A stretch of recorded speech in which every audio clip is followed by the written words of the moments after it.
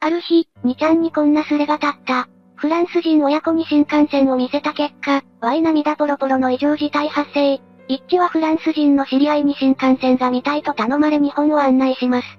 待望の新幹線が眼前にやってくるとフランス人親子は予想外の反応を見せるのですが、その理由とは、こんなの狂気の沙汰だわ。鉄道好きのフランス人親子が絶叫、全長400メートルの新幹線が一瞬で消えた理由。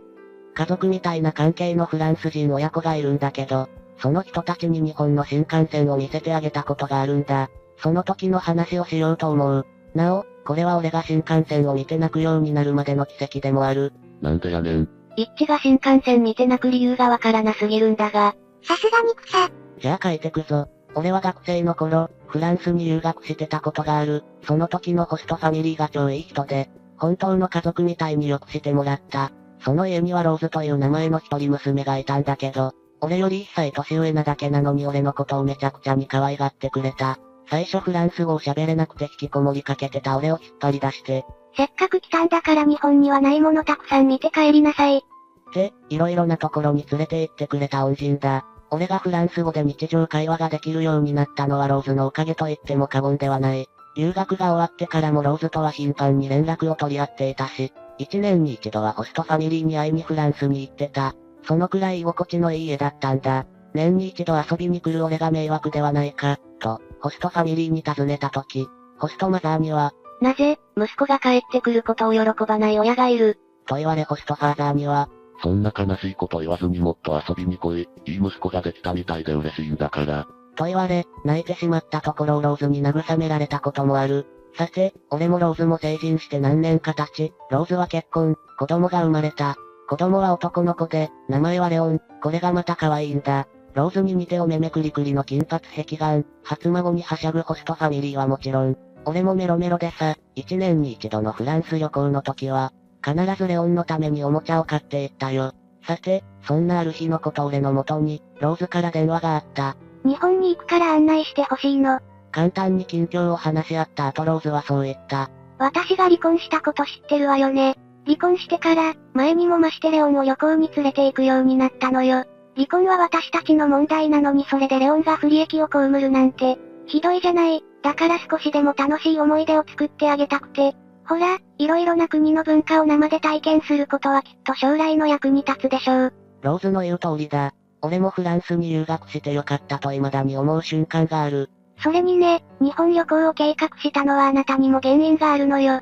一致、レオンに日本の新幹線のおもちゃと DVD をプレゼントしたでしょ。そのせいでレオンが新幹線を気に入っちゃって。日本に行ってみたい、新幹線が見たいよ。って騒いで仕方ないのよ。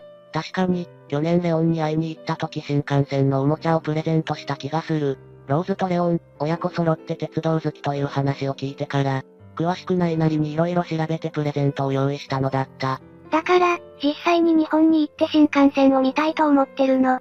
案内を頼めない。甥っ子のように可愛がっている子供のためと言われて断れる人間がいるだろうか。ローズからの頼みを断るという選択肢すら浮かばなかった俺は、その日から日本旅行の計画を立てるという仕事に追われることになった。いいおじさんじゃねえか。そりゃ子供も泣くわ。時間は飛んで数ヶ月後、予定通りローズとレオンが日本にやってきた。二人は新幹線を見に行く前日に日本にやってきてホテルに宿泊していた。万全な体調で新幹線を堪能するためのスケジュールだったが、それが功を奏したようで俺がローズとレオンをホテルに迎えに行くと、飛び跳ねるほど元気いっぱいな二人がいた。一致、新幹線、と、俺に会うなりレオンは大はしゃぎ、ローズは、レオン、静かにしないとダメよ。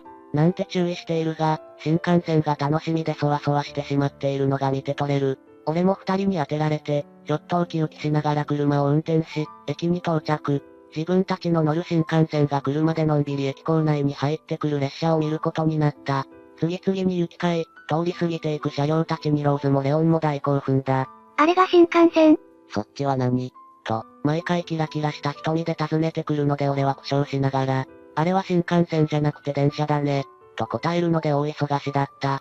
日本の新幹線ってどんなものかしら？もちろん一致がプレゼントしてくれた DVD は見たけど、やっぱり生で見て体験しなくちゃわからないことの方が多いわよね。よく新幹線と比較されてるフランスの TGV だって、初めて乗った人が、想像してたよりはるかに最高だったよ。っていう人がいるくらいだもの。最初の印象を大事にしたいから新幹線については全然調べてこなかったけど、調べてきた方が良かったかしら。一致の DVD のおかげで、車両のデザインがかっこいいことだけは知ってるんだけど。周囲をキョロキョロ見回しながら喋りまくるローズ。聞き取るのがやっとなフランス語に曖昧に返答しながら時計を見る。そろそろ新幹線が来るよ。俺がそう伝えると二人は座っていたベンチから立ち上がり、線路の方へ小走りにかけていった。俺も二人に習い、黄色い線の内側に立って新幹線の来る方角を見つめていると、知らんだ景色の向こう側から、とてつもないスピードで新幹線が飛んできた。新幹線は大きなうなりを上げながらまさしく矢のように、一瞬で俺たちの前を通り過ぎていった。さすがにこのかっこよさと迫力には惚れ惚れしてしまう。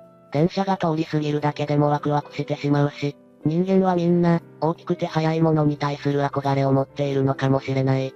確かに線路沿いを歩いてても、電車が通り過ぎるときはついつい立ち止まって見ちゃうな。新幹線は特にだけど、列車が通り過ぎる時のあの音がかっこいいんだよな。過ぎ去っていく新幹線の後ろ姿を見送ってから、二人の反応を確かめるために振り向くと、ローズは口をあんぐり開けて固まっていた。何今の。ローズがそう呟いた後ろでレオンが、新幹線まだとぐずっている。新幹線があまりにも速すぎたので、今通ったのが新幹線だとわからなかったようだ。ちょっと一致。今の何化け物みたいなのが通っていったわよ。一方、ローズは笑いながらそう尋ねてきた。楽しそうな表情に、俺までニヤニヤが止まらなくなる。いいものを初めて見る人の姿って健康にいいよな。今のが新幹線だよ。俺がそう答えると、ローズは楽しそうに笑い出した。今のがそうなの。ちょっと、信じられないわ。私、スピードはフランスの TGV が世界一位という話を聞いていたのよ。だから日本の新幹線は、だいぶゆっくりしたものなんじゃないかって思ってたのに。それなのに、何よこれ。新幹線、笑っちゃうくらい速いじゃない。何か来たと思ったら一瞬で消えたわよ。ちらっと見えた感じ、フランスの車両よりも大きそうだったし、全長も長かったわよね。それであれだけのスピードが出るなんて、もう何が何だかわからないわ。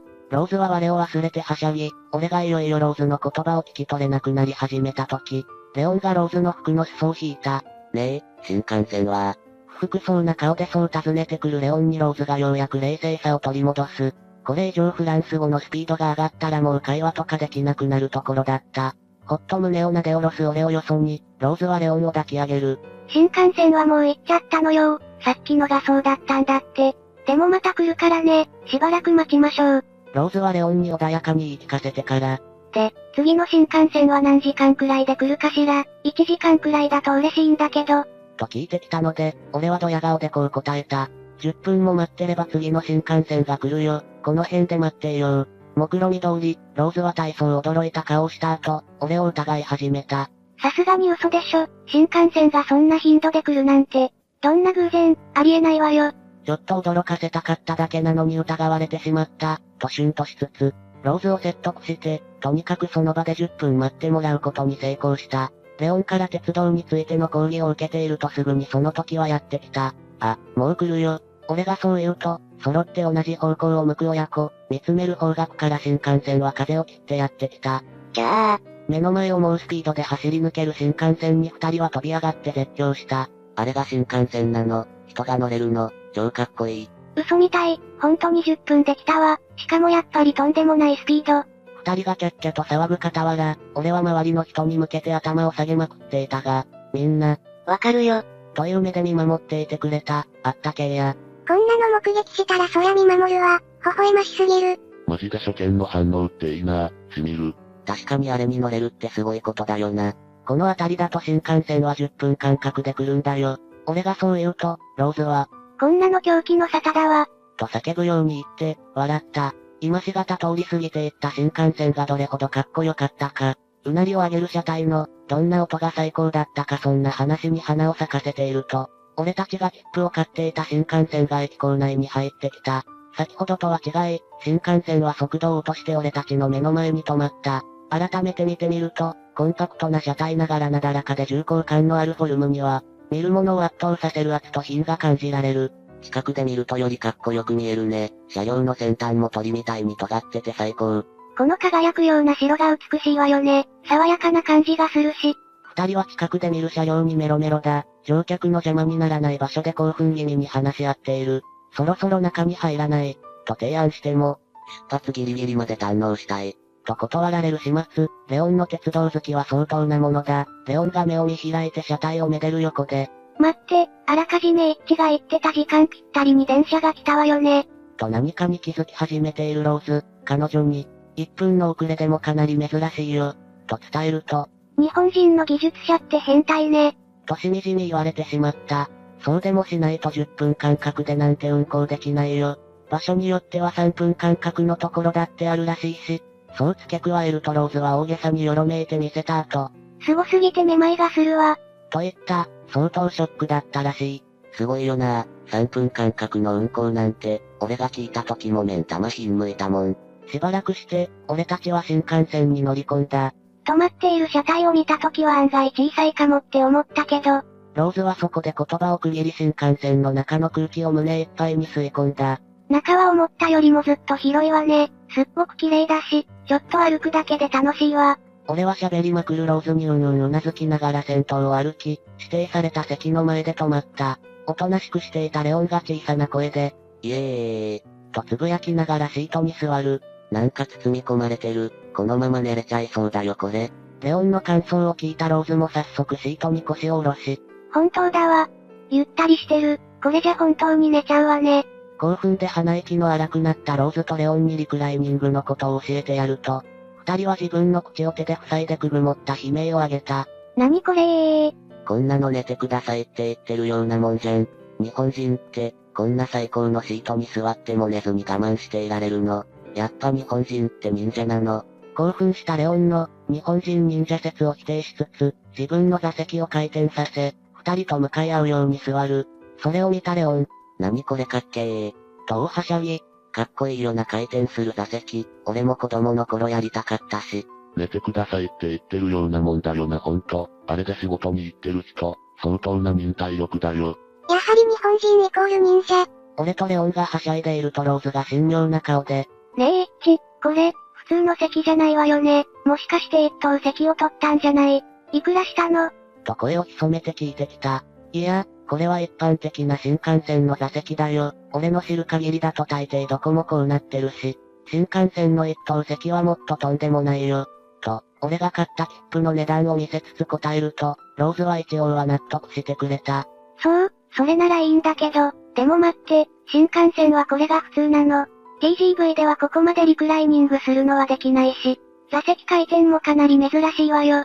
これが日本のおもてなしってことなの。どんだけ至れり尽くせりなのよ。ローズはため息をつくと、目をつぶって空を見上げた。そしてリクライニングをしばらくくつろいだ後、なんて細やかな気遣いなの。みんなが日本好きになってしまうのも頷けるわ。とつぶやいた。だいぶ新幹線に浸っているようだ。リクライニングを堪能するローズを見て俺がちょっと笑っていると、新幹線について教えてよ。日本のものだから僕たちより詳しいでしょ。とレオンに言われてしまった。今回の旅行のために新幹線について調べておいてよかった。俺は付け焼き場の知識を二人に披露する。そうだな、日本の土地の特徴は知ってるかい？俺の質問に、レオンもローズも首を振る。日本は一見土地が広そうだけど実際は山が多いんだ。そして、平地に住む人たちもすごく多い。そうなると、新幹線は山や町の合間を縫って進まなきゃいけなくなる。つまり日本の新幹線は、ものすごくカーブの多いところを日夜走り回ってるんだ。直線よりカーブの方が速度が出にくいのは想像できるよね。そんな国土的な障害の中でも世界最高峰の時速が出せているのは、ひとえに日本で新幹線に関わっている人たちの努力のおかげなんだよ。とてもすごいと思わないかい？俺の問いかけに、レオンがブンブン首を振ってうなずいた。いつの間にか起きていたローズも俺の話を真剣に聞いてくれている。災害の多い日本で、10分間隔という凄まじい間隔で新幹線を走らせながらも、新幹線側の問題による事故がほとんど起きていないのも、たくさんの人が一生懸命頑張ってくれているからなんだ。あとは、そうだな、新幹線が速さだけを追求しているわけではないってことは知ってほしいな。乗客にいかに快適に新幹線に乗ってもらうかとか、どれほどたくさんの人を運ぶかとか、そういうところにもすごくこだわっているんだよ。新幹線は運行数とシート数が多いのが特徴とも言われていたね。毎年1億4000万人もの人を新幹線が運んでいるんだ。びっくりだよね。調べてきたことがネタ切れになった俺がそう締めくくると、ローズは頭を抱えて、そんな厳しい条件の中で色々なことに気を配りながら、世界最高峰の速度を出していたの。フランスの TGV が最高の鉄道だと信じてたのに、こんなの、どっちが最高とか決められないわ。あまりにもすごすぎる。日本人、本当に化け物だわ。とうめき声を上げ、うなだれてしまった。レオンは、日本人すげえ、尊敬、と嬉しそうにしていた。日本すげえ、俺日本人なのに知らなかった。新幹線ってやっぱすごいんだな。毎年1億4000万人ってもはや笑うレベル。その後は新幹線に乗ってあちこちを観光して回り、お土産を大量に買った二人は大満足で帰っていった。その後1ヶ月経って、ローズからメールが来た。そこには、そっちで買った新幹線のおもちゃをママ友に見せたらすごい好評だったの。こんなクオリティの高いもの見たことない。デザインもかっこいいし、いとこの子供にプレゼントしたいからどこで買ったか教えてほしい。だって、でもまさか日本までは買いに行けないから、代わりに新幹線のおもちゃを買って、こっちに送ってくれない。お礼にこっちのお菓子送るから、お願い。と書かれていた。まあ子供たちのためなら、お菓子ももらえるし、と思って、いろいろ買ってローズに送りつけた。そしたらローズから、お礼のメールと、俺が送ったおもちゃを持ってはしゃぎ回る。レオンとお友達の男の子の動画、それから新幹線のおもちゃで遊ぶちっちゃい子の、動画が送られてきてさ、お菓子食べながら思わずほっこりしたよ。子供可愛いなと思ったらもうお菓子送られてきとる。レオンがまた日本に行きたいって言い出すようになっちゃって、困ってるわ。ともメールに書いてあって笑ったよ。あの後俺も新幹線に興味が出てきてさ、いろいろ調べてる中で、日本のキャラクターとコラボした新幹線があることを知ったんだ。休日に乗りに行って、写真を撮ってまとめてローズに送ったら、すぐ電話がかかってきて、何あれ、あんなかっこいい新幹線があるの。でレオン大興奮、子供相手に自慢する俺。今ちょうど一緒にいたアニメ好きの友人にも見せてあげたら、すごく悔しがってるわ。ローズが苦笑しながら教えてくれる後ろで恨めしそうな声が聞こえてきてさすがに爆笑した。さて、そんなあれこれからさらに数年経ってつい最近のこと。一人で海外旅行ができるくらい大きくなったレオンが日本に旅行に来たんだ。レオンはごついイケメンに育っててさ、久々に会った時は驚いたけど、一緒に新幹線を見に行った時に笑った顔が昔と全然変わってなくて、なんか笑っちゃったよ。レオンは昔よりもっと新幹線好きになってて俺なんかよりよっぽど詳しくなってた。新幹線についてあれこれ解説してくれたんだけどもう俺全然わかんねえの。レオンは今回俺の家に泊まって行ったんだけどさ、雑談してる時に将来の話になって、あと何年かしたら日本に留学に来たいんだ。日本語と日本の文化をもっと学んで、新幹線についてもっと詳しく知って日本で新幹線に関わる仕事に就きたいと思ってる。ってまだ片言の日本語で言われてさ、これ言われて泣かないやついる。あんなちっちゃかった子供がこんなことを言うようになったのかと思って、誇らしくなったし、レオンが帰ってから何日か後、ローズと電話した時にこの話をしてさ、二人で泣いちゃったよ、恥ずかしい。そんなわけでさ、新幹線見ると俺、昔のレオンとローズの姿とか、レオンの今日までの成長とかいろんなことが込み上げてきちゃって、泣いちゃうようになったわけ。ということで俺の話はおしまい。長々ありがとう。またどっかでタイトル理解、俺も泣いた。子供の成長ほど涙腺を刺激するものない。新幹線が思い出になるって素敵だな。一致おつー、好きなだけ泣けよ。一致の解説と、実際に見た新幹線への驚愕はレオンのその後の人生を決定づけたようですね。皆さんは、新幹線にどんな思い出がありますか？コメント欄でぜひ教えてくださいね。